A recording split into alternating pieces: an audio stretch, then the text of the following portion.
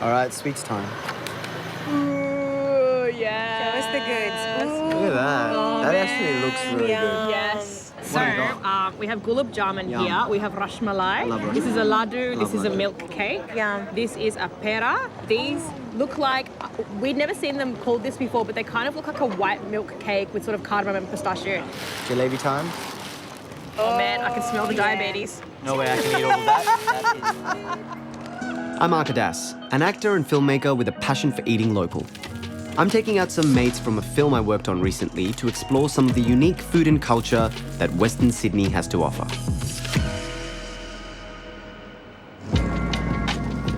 Harris Park is a true Indian food paradise, with stalls and restaurants on every corner. It's actually kind of hard to know where to start eating when you're here, but since Leah Vandenberg is joining me all the way from Melbourne, I thought we'd start with the classics, some PANIPURI and pav bhaji.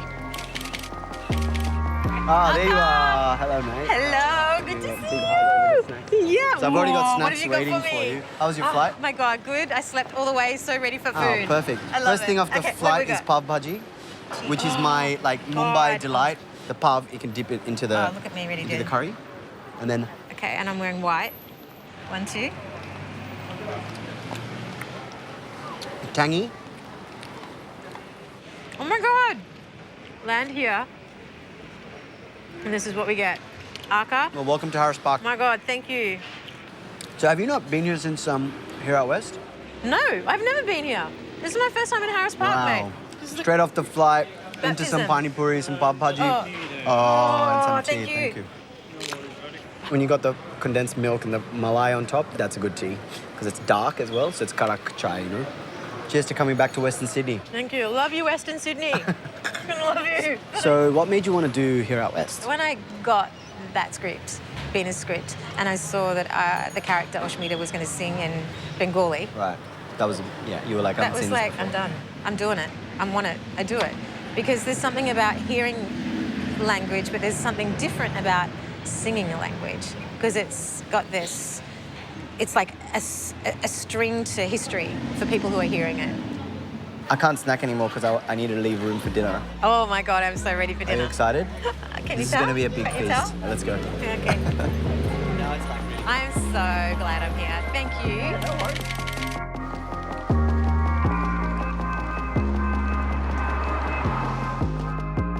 Indian food has been stereotyped in most countries outside India as curry. Curry basically means something that has a gravy or a sauce. And for us, we believe Indian food is not just curries, it's much more to it. The kind of food that we serve is more Mughlai, more towards North Indian style of food. So if you went to a city like Delhi, the kind of food you would get in a five-star hotel, that's the kind of food that we try to portray here. Harris Park now plays a very important role when it comes to Indian community or the subcontinent community, in the sense that this is the go-to place if they wanted to have a true experience of India, whether it's groceries, whether it's Indian food. It has got this vibe of, you know, I want to eat this, I want to see this, I want to do that. And it makes the place alive. It's really alive in the evening, especially this strip, which is labeled as Little India. This attracts the maximum foot traffic. For dinner, we were joined by Bina Bhattacharya, one of the writers of Here Out West. Indian food is all about the fragrance from the spices, so we were already starving by the time we arrived. For entrees, we started with the prawn malabari and the onion bhajis.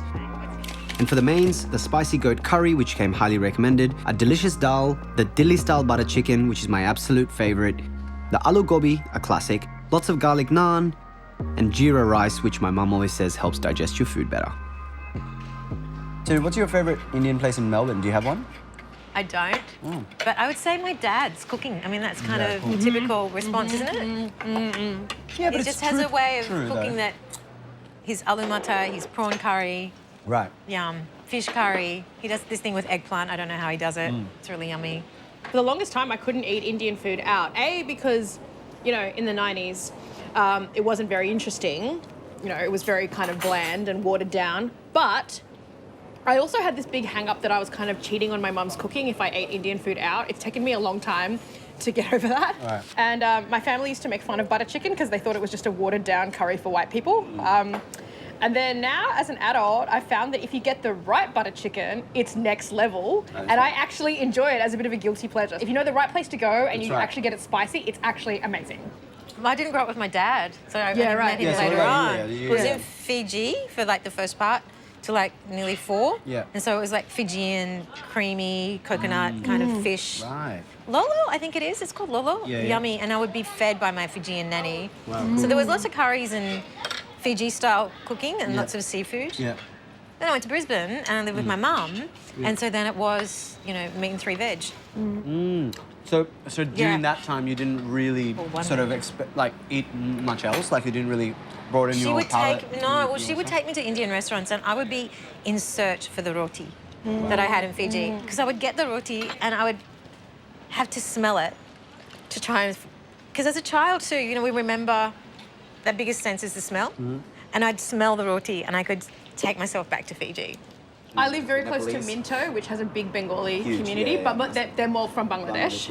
But every time I hear Bengali speakers, I want to hug them. Like, I literally want to tell them my life story. Like, my father was born in Kolkata and rah, rah, rah. Like, but it's the thing, it does, totally. it lights people up. And Totally, I mean, yeah. Because my dad speaks Hindi, Fijian-style Hindi. Yep. And I started learning Hindi last year at uni. And it was so interesting. As soon as I started speaking Hindi with him, which is, my Hindi is just shocking, but his eyes just lit up. Yep. And and I saw a side of him that it was like he'd lost 10 years in that moment. He got so excited and he was like, and he's like, oh, you're beautiful. It's like, it was really funny though. Walking down the streets of Harris Park at night, you can literally smell the sweetness in the air. From fresh jalebis to gulab jamuns and kulfis, it's just too hard to resist the sugar hit.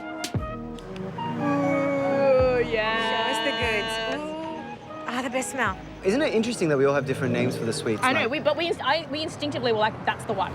I was looking at the names. If I just looked at the names, I would never have picked it. But I looked at it, I was like, I know what that one is, and it's going to be amazing. Oh, it's heavy. Ready? It's really spongy. Juicy. It's so good. Juicy, spongy. Juicy, spongy, moist, coconutty. Yeah.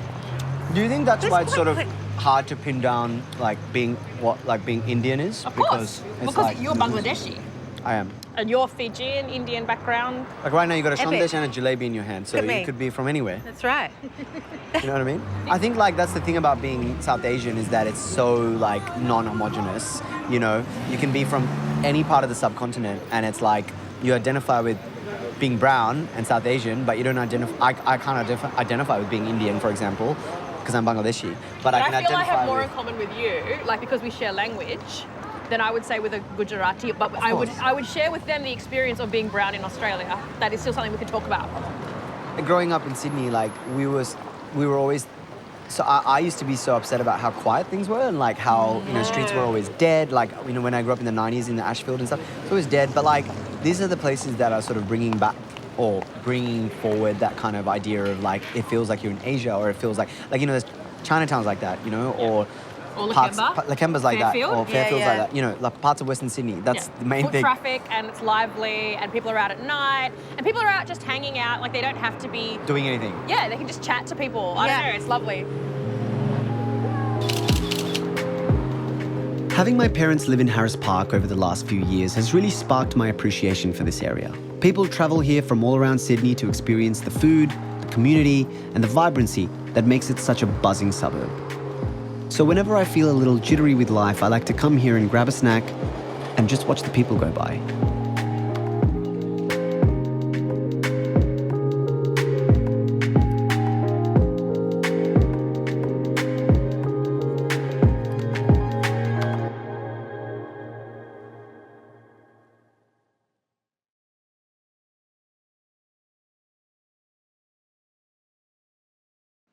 If you like that, watch more eps here or watch Here Out West.